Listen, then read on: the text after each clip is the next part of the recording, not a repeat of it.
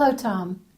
You've said many times that your experiments, if the results are as you predict they will help bring us into a kinder, gentler, more cooperative world. Could you please tell us in a little more detail how that would happen?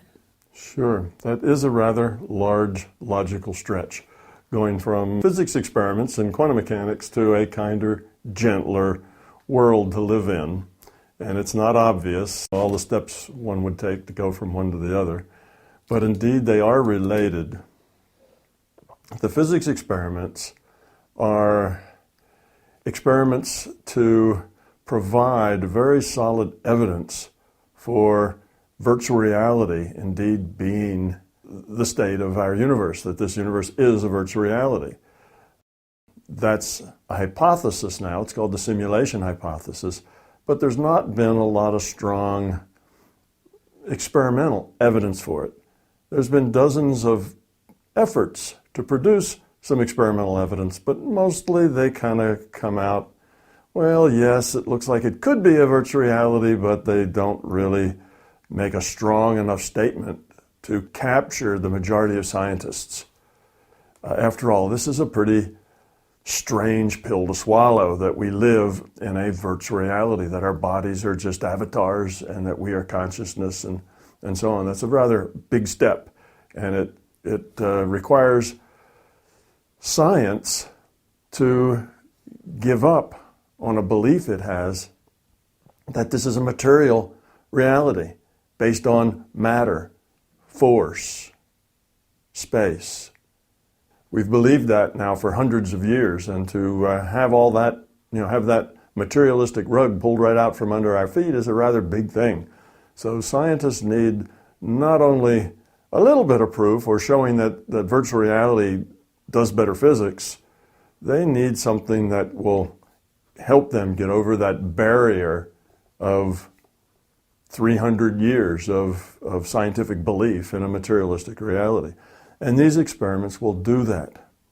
These experiments have very unique results. You might say that these experiments perform miracles. They do things that have no explanation of why that would work that way. The double slit is that way. The double slit experiment had a result, which is you fire single particles at the slits, and you end up with a diffraction pattern. Well, that should be impossible. So when you do the impossible, we'll just call that it's a miracle, because that's what doing the impossible means. So that was a miracle of itself, but a kind of a minor miracle. Okay, we get a diffraction pattern, and physicists dealt with that by saying that, okay, well, sometimes it's a particle and sometimes it's a wave. It can be either one depending on how you look at it. Well, you don't have to be a scientist to know that that's a pretty wishy-washy way of describing reality. Here's our description of reality. Sometimes it's like this, and then other times it's like that.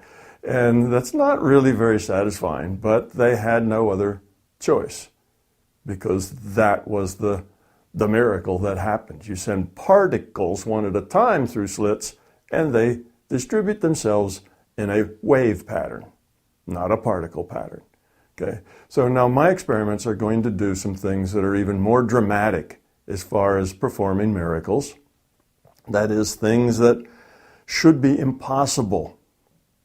And when science does something that's impossible, that seems impossible, what science is telling you, what that impossible thing is telling you, is that your understanding of how reality works isn't right. It isn't complete. Because if you had a good, complete understanding of the nature of reality, it wouldn't seem impossible. You'd understand why it is that way and why it has to be that way. So when science tells us that there's something seems to be going on that's impossible, like tunneling, like the placebo effect, like the Zeno effect, all the quantum mechanics effects pretty much that are unusual, they tell us that we don't really understand the nature of reality. Otherwise, it wouldn't seem impossible. It's impossible because we are ignorant of why it's really working the way it is, you see? So when these experiments of mine, if they work the way I want them to, or the way I think they will do several things. More dramatic than displaying particles as, in wave patterns. They will do some dramatic things that will pile up some very strong evidence on the side of this being a virtual reality. Well, that's step one. So we need to get these experiments done because scientists believe experiments. They may do them and redo them and do them again and check them 4 or 5 times, but when they're done with all of that and the experiment holds and it's sound, then it becomes a fact they have to deal with. And a few more miracles on their plate that they have to explain will help them see that virtual reality provides the only solution. Only in a virtual reality could these things happen. The second step is scientists will soon, after a bit, and probably they'll be helped by the philosophers in this case, they will come to realize that the only rational explanation for a virtual reality producing this reality as it does is that the computer that's computing the reality is consciousness.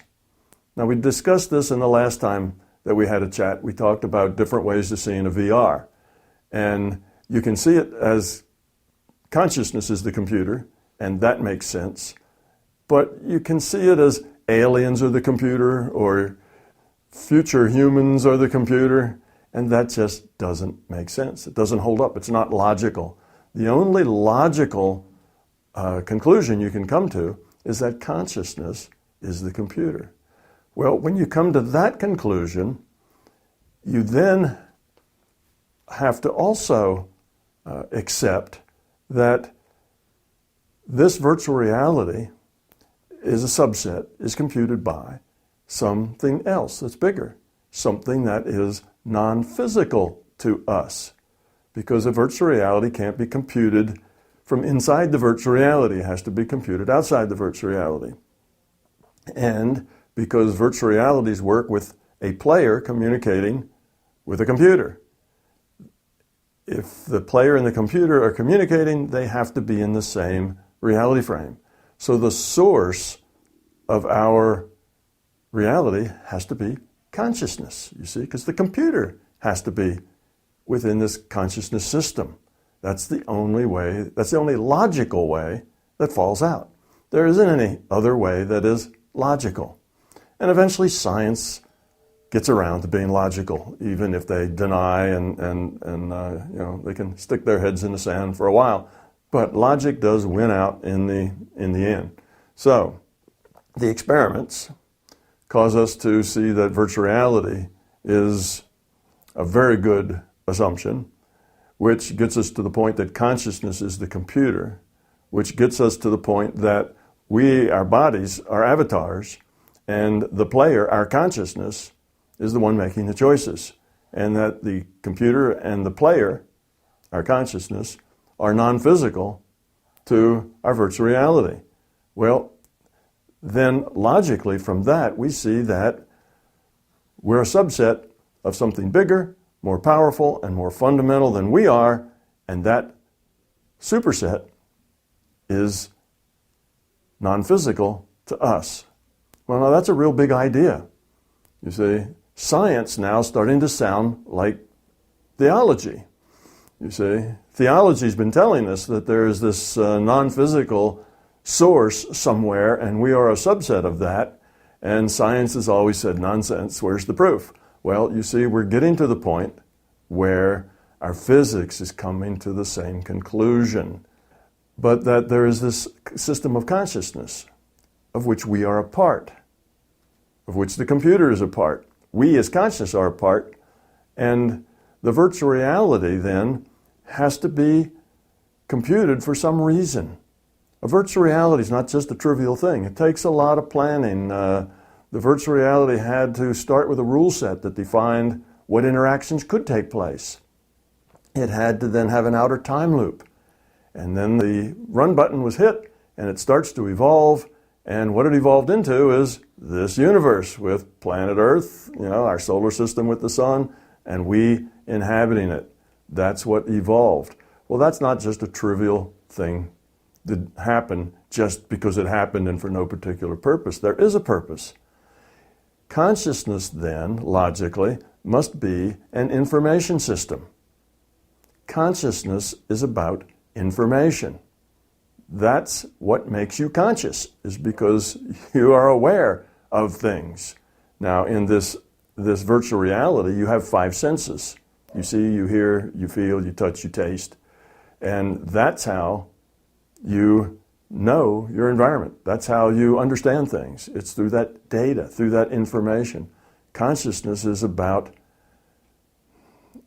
data. It's about information. And it's about making choices. Because within that information, you get to make choices about how you're going to interact with it. Now, if you're an information system, you grow, you become, you evolve by creating more information, more valuable information. If you de-evolve, you end up with less information, less valuable information. So you see, information is a ordering of bits. It's an ordering of bits. If you have all random bits, you have no information. You order those bits, now you can create information. So we can measure the quality, or if you like, the status in the evolution of consciousness in terms of entropy, in terms of order. There's more order, that's lower entropy. Less order, that's higher entropy. So information systems evolve by lowering their entropy. Now, in a social system, and consciousness is a social system, we have lots of individuated units of consciousness, which would be you and I, and we interact with each other. Consciousness is a social system. There's not just one monolithic consciousness, but there are lots of individuated units of consciousness that all belong to the same source, to the same consciousness system. So all of these consciousness form a social system, and they have a mission. And their mission is to evolve rather than de-evolve, because that's like survive rather than live. So that's the fundamental mission, is to reduce your entropy, for consciousness to reduce its entropy. In a social system, the way you reduce entropy is through the individuated units of consciousness caring, cooperating, working together.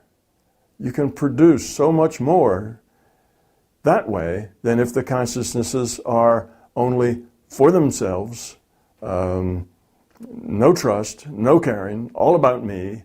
That doesn't build a stable system. Yes, you can build with that premise, but it's not stable. There's always somebody else that wants your job, wants your stuff, wants your car and your house. There's always somebody else that wants your land, and they can get it if they have enough force. That's the nature of a system based on fear as opposed to a system based on love.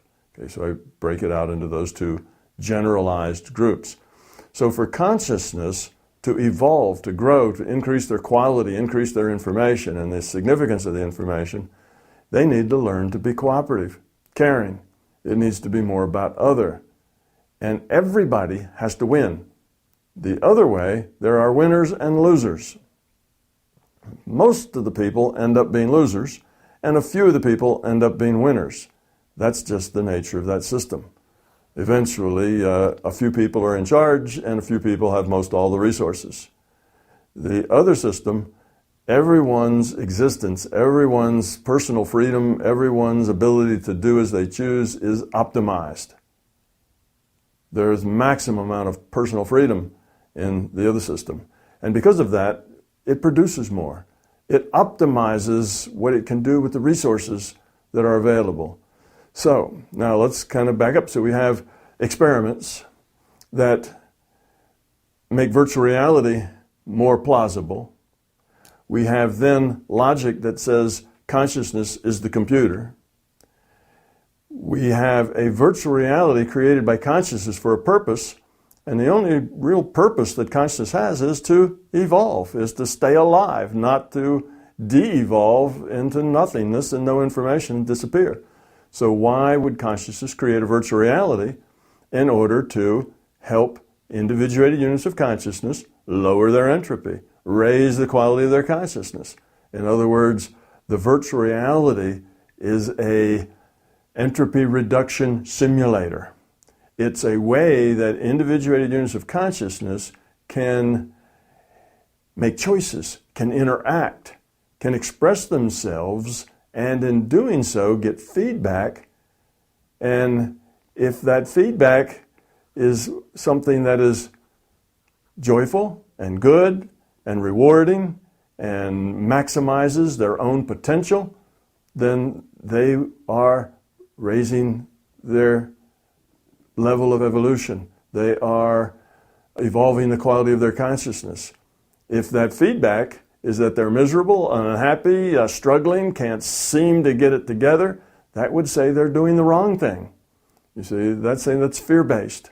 And when it's fear and ego and belief-based, it ends up being a struggle, uncomfortable, miserable. There's a lot of pain. There's very little happiness, at least not for very long. There's little islands of it, but not very long.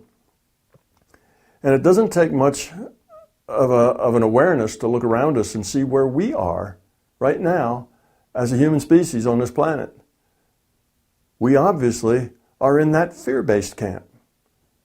We as a people are up to our eyebrows in fear. We fear all sorts of things. We fear uncertainty. We fear death. We fear that we're not going to get our fair share. We fear we're going to be taken advantage of. We fear that people won't like us. We fear that we're not lovable. We fear that we're inadequate. We fear that things won't work out the way we want. We fear that our children will become drug addicts. We fear that we'll get laid off at work. We fear, fear, fear. You see, we fear about where the next meal's coming from, and if it rains, do we have shelter? We are afraid of all sorts of things. There's lots of fear in the land, and indeed, just as I said, in that kind of an environment, it ends up with a few people owning almost all the resources and having almost all the control, and everybody else is struggling and can't seem to ever get ahead. That's just the nature of a fear-based society, okay? And fear-based societies are not stable. They're constantly in turmoil. People who were in charge are constantly being torn down and new people are in charge. But those new people don't do anything really much different than the old people did. It just sounds better for a while, but it never seems to make a huge difference in the long run.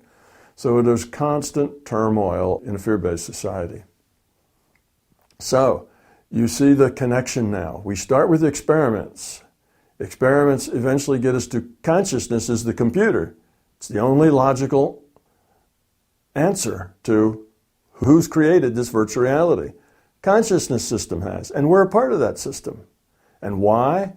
Because it's a place where we can interact, where we can make choices, and those choices have significant results. There's consequences to our choices.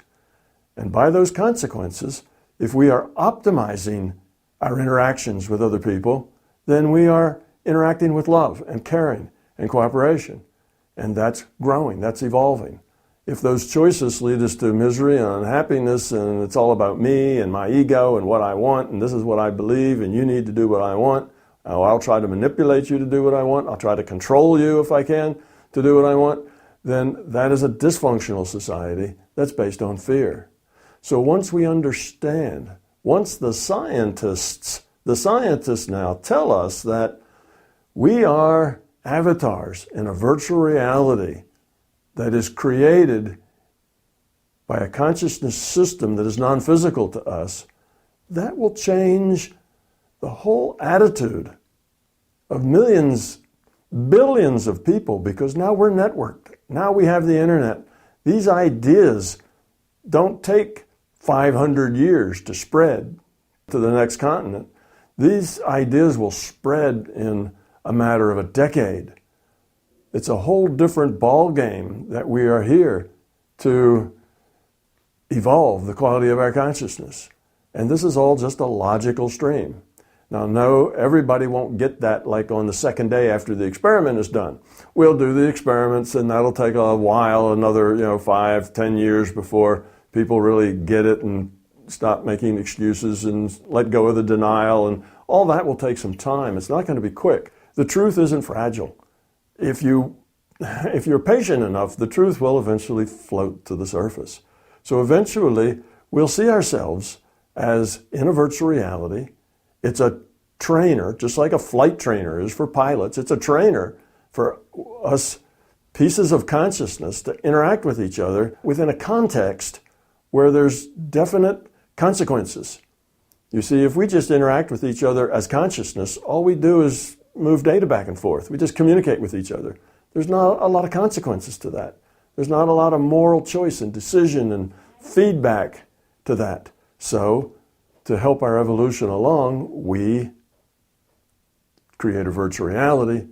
That virtual reality has a lot of rules, and as we interact within those rules, there's lots of moral choice, there's lots of feedback, there's lots of consequences for our choices, and that's how we learn. So we need that virtual reality to give us the experience by which we can learn. You see? So that's what the experiments have to do with living in a nicer, kinder, gentler environment. It's that the logic, after we get to the point of accepting virtual reality, the logic starts to flow one after another after another. There are no other logical solutions other than the string that I've just told you. I've been over it lots of ways from lots of directions, and I'm a scientist. I don't do this because I think it feels good and sounds good, because love is a happier word than fear. It's because there is no other way.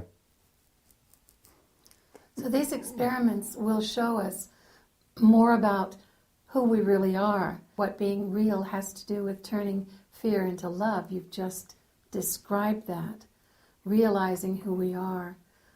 No man is an island, so we're not little islands of fear. Well, we are mostly, but we shouldn't be, right. We are mostly little islands of fear running around, each trying to look out for number one, each trying to make sure that we get everything we want for ourselves, for our loved ones, and that we're in control and bad things aren't going to happen to us. That's what we do. We are these little islands of fear running around, all trying to get a bigger piece of the pie for ourselves. But that is not optimal, and that is not stable. That is not sustainable. That just keeps crashing. It builds up and builds up till it gets to a peak, and then it crashes, and then it builds up, and then it crashes. It's not a stable, long-term way of existing, you see. So this is just, these experiments are going to hopefully get that, think of this large round rock up on the top of a very high hill. And what those experiments are going to do is they're going to get that rock rocking a little bit and move it to the brink of the hill and push it over. And after that, it's all logic rolling downhill. From that point, we'll get the consciousness as the computer.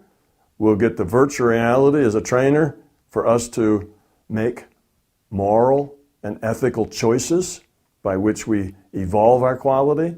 As we make immoral and unethical choices, we de-evolve as consciousness and our quality. As we care about others, as we have compassion, as we cooperate, we increase our quality, we evolve. As we're self-centered and we only care about ourselves, we de-evolve, you see. So it puts us in this trainer that helps us evolve. And like all trainers, we get better with time. And yes, people look around and say, well, it doesn't look like we've done very well. Look at all the, the hate and misery and negativity in the world. But we have done better. Contrast that with the hate and negativity that was in the world even 500 years ago. We've done a lot better, and we will continue. So eventually, we're going to end up a much happier, a much more peaceful, a much more productive, with a lot more personal freedom to do what we want, when we want, how we want, to grow to the greatest extent our potential allows. We will have that kind of freedom, that kind of a life to live here.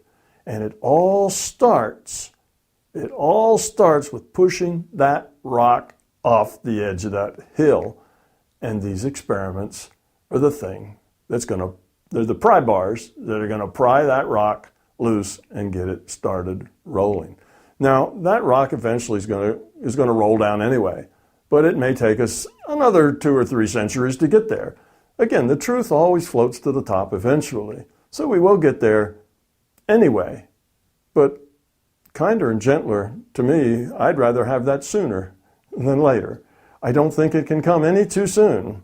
And letting it go for, a couple of more centuries of greed and avarice and, it's all about me and self-centered attitudes toward the way you get along in the world is to give as little as you have to and get as much as you can for it. That's the way to get along. That kind of thinking needs to go away. It's not stable, it's not sustainable, and it doesn't work very well, actually, for anybody. Because even those few in that fear-based reality who seem to be on top of it all, they are the few that have most all the resources and all the power. They're not happy. They're not having a good life. It may look that way from outside, but you don't find happiness, you don't find satisfaction, you don't find pleasure even in power and in resources. That's not where it comes from. You see, we imagine that because we're mostly materialists and we think if we had all the material stuff of our dreams, we'd be really happy. But you wouldn't be. You'd very quickly get tired of playing with your toys and you'd look for meaning, for value, for content. So you think, well, only a few make it to the top and they're winners, they're happy. They're not winners or happy. They just have all the marbles and they have a lot of power and they have a lot of resources, but they're just as miserable for the most part as everybody else because they are failing what it is we're here to do, which is to become love, to grow up, to evolve ourselves, evolve the quality of our consciousness. That's why we're here. So no, nobody's really happy. There are no winners in that fear-based society. Only from a materialistic view do you see winners and losers. From a bigger picture view of quality of consciousness, all you see is losers on that fear side. On the other side, on the love side, everybody's a winner. There are no losers. Everybody is growing. Everybody is learning to become more moral, more ethical, more caring. You see? So that's where we're going. And that's what experiments have to do with a kinder, gentler, nicer place to live. And if these experiments here in 2018 or 2019 get done and that ball starts to wobble up there on the edge of that cliff, we're going to get this kinder, gentler world a whole lot sooner rather than later. Now, we've been working on this goal since humans, climbed out of the trees and started walking around on 2 feet. But only now do we have the facility, the technology to pull it off. You see, there's always been people all through history. Even if you go back, 5,000 years, there were people who understood this, who had the big picture. These ideas aren't brand new. You had the Buddha saying that this is a simulation. He didn't say simulation, he said it's an illusion. That this reality is just an illusion. But you've had people who understood it. But these people have never been in the mainstream. They've always been in a little side eddy out of the mainstream. And though their ideas would spread, it's not enough because it's a belief. There's no science behind it. There's no logic behind it. So it really couldn't get a hold and grow. But now, you see, with these experiments in quantum mechanics, there is science behind it. There is logic behind it. This is not belief-based. This is science-based. This is experiment-based. That's different. That's a real big difference. And we have an internet that can spread these ideas and share them and debate them and talk about them and interact about them that we didn't have before. So instead of it being a little, eddy off on the side of the mainstream, a little puddle of enlightenment, if you say, this time it's got all the things that it needs to become mainstream, which means to affect everyone. And as we, the people, understand this and we grow up, we grow ourselves, all of those that we now fault for being the problem, the politicians, the corporations, the whatever, the governments, the people who just don't understand and are taking advantage of all the rest of us, all of that will change on its own. As we, the people, change, our institutions and our governments and our corporations and our legal system and our social norms will all change as well.